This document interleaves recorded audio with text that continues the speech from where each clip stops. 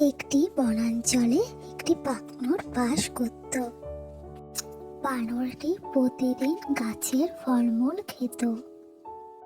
বানরটি প্রতিদিন গাছ থেকে গাছে লাফিয়ে বেড়াতো।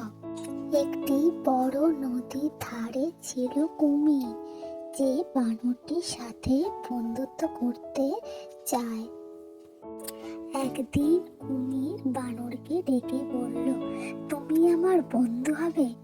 বানরও রাজি হয়ে গেল কুমিরের সাথে বন্ধুত্ব করতে। তারপর একদিন কুমির বানরকে ডেকে বলল, তুমি এইটুকু ফল খাও, তুমি আমার সঙ্গে নদীতে আসো, আমি তোমাকে অনেক ফল খাওয়াবো। বানরটি কুমিরের কথা বিশ্বাস করে নদীতে চলে গেল। কিন্তু নদীতে কুমির বানরকে খাওয়ার পরিকল্পনা করে।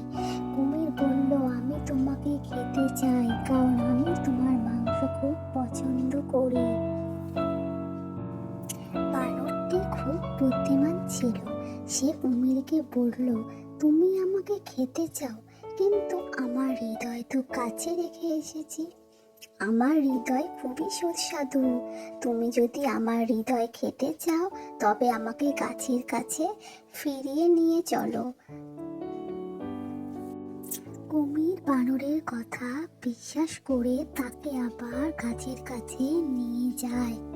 বানর লাফ দিয়ে গাছে উঠে গেল এবং কুমিরকে বলল, তুমি মূর্খ, তুমি আমার হৃদয় না দেখে খেতে চেয়েছিলে।